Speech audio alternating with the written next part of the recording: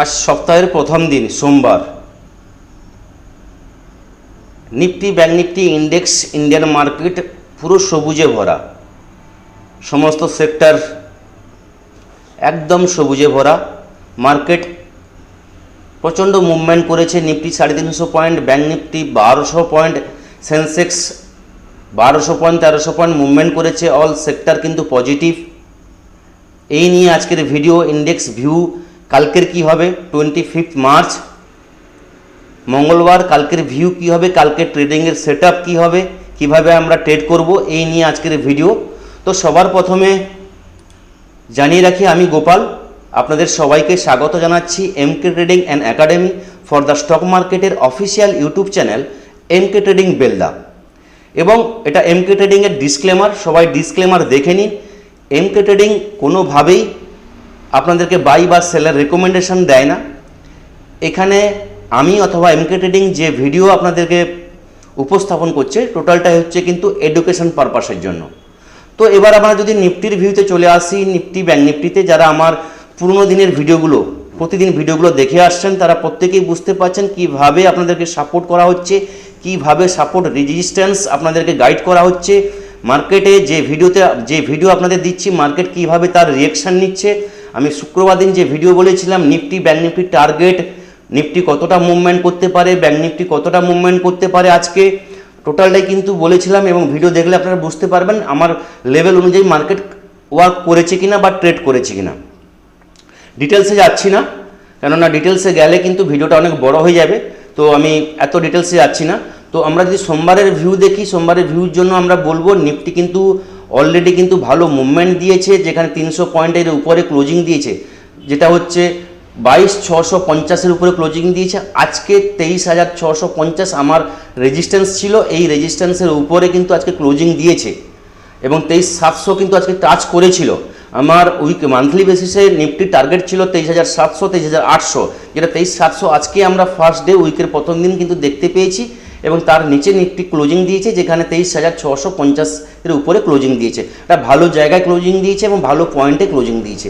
Bank Nifty 1100 পয়েন্টের উপরে closing দিয়েছে। যে টার্গেট ছিল ব্যাংক নিফটি আমার 51,600 পর্যন্ত আজকে র্যালি হতে পারে, তো সেই জায়গা পর্যন্ত ব্যাংক নিফটি কিন্তু ক্লোজিং দিতে সক্ষম হয়েছে এবং তার উপরে ক্লোজিং দিয়েছে। ব্যাংক নিফটির ভালো ভিউ আছে, একটা একটা করে আমরা আলোচনা করব।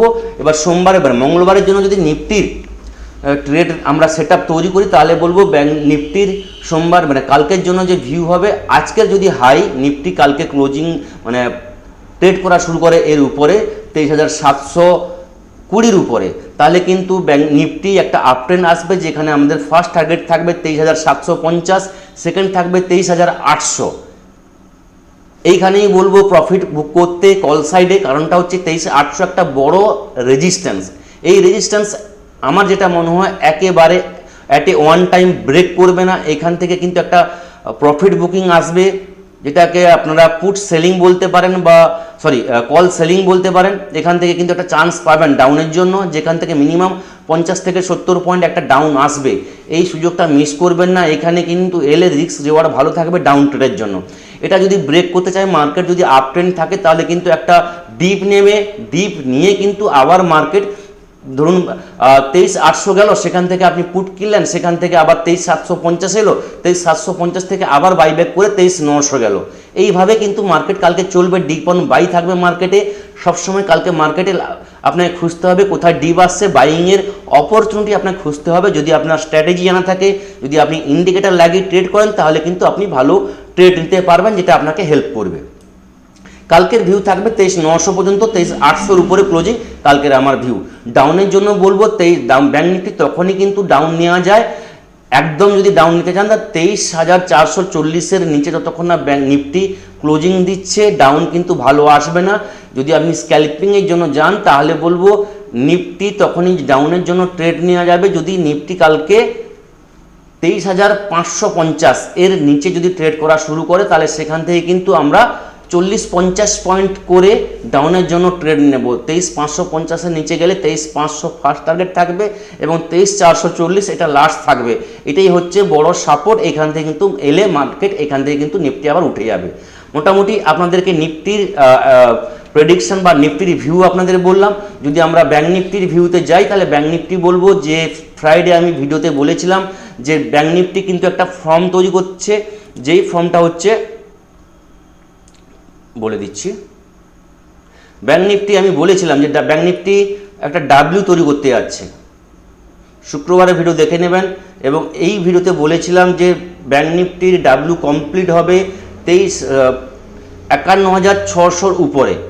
যথারীতিভাবে আজকে কিন্তু ব্যাঙ্ক নিফটি ডাব্লিউ কমপ্লিট করেছে এবং তার উপরে ক্লোজিং দিয়েছে 51,700 উপরে ক্লোজিং দিয়েছে।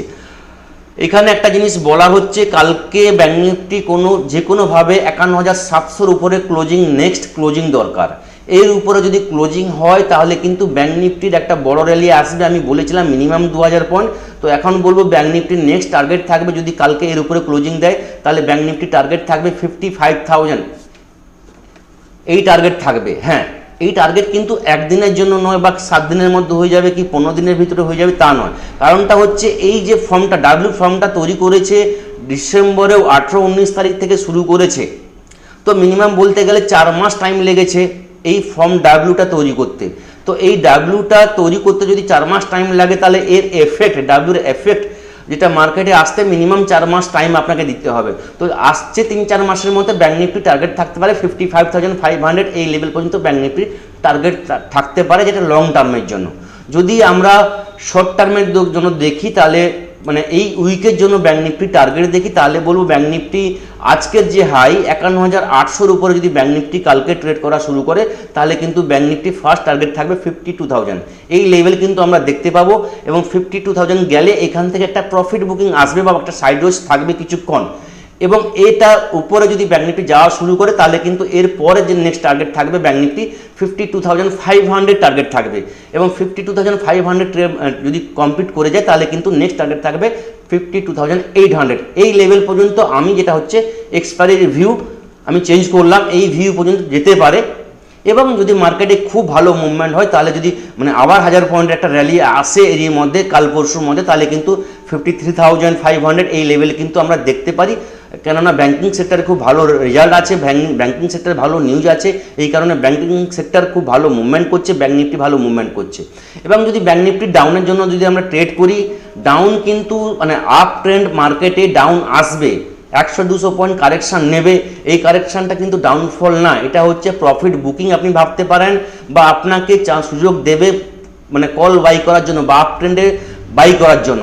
এই ডাউনফলে কিন্তু ট্র্যাপ হবেন না, যদি আপনি ডাউনফলে আপনি ট্রেড নেন তাহলে কিন্তু ছোট ছোট পয়েন্ট নিয়ে স্ক্যাল্পিং করে আপনি কিন্তু বেরিয়ে যাবেন।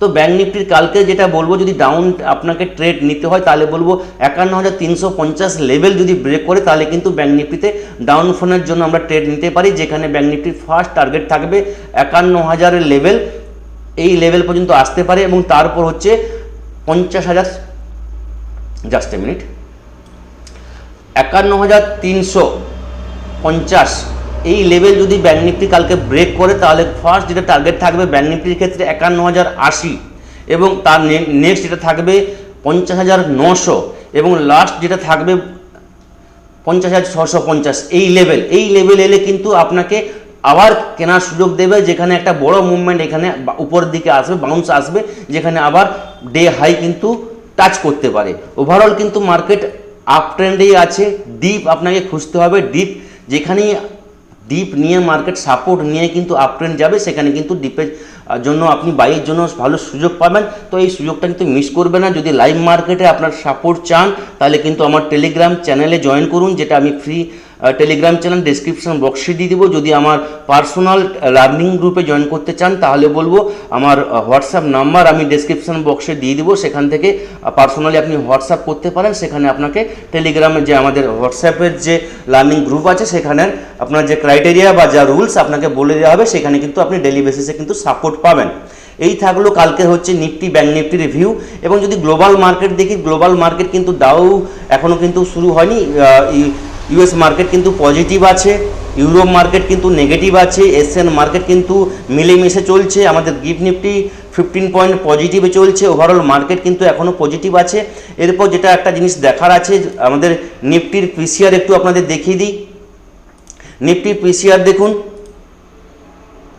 1.16, তাহলে বলবো পিসিআর ঠিকঠাক জায়গায় আছে, এখনো ওভারবটে যায়নি, তাহলে কিন্তু মার্কেটে আরও আপ মুভমেন্ট আসতে পারে। কালকেও আমরা পাবো। যদি ব্যাঙ্ক নিফটির আমরা পিসিআর দেখি, ব্যাঙ্ক নিফটির পিসিআর দেখুন 1.20 সম্ভবত হবে, 1.28 দেখুন ব্যাঙ্ক নিফটির পিসিআর, তাহলে মার্কেট কিন্তু ওভারঅল পজিটিভ ট্রেন্ডে আছে, ওভারবট এখনও কিন্তু হয়নি, তো মার্কেটে কিন্তু আপ মুভমেন্ট থাকবে। গ্লোবাল মার্কেটে বললাম, আপনাদের পিসিআর বলে দিলাম, ওভারঅল ট্রেন্ড বললাম, সমস্ত সেক্টর ওয়াইজ বললাম।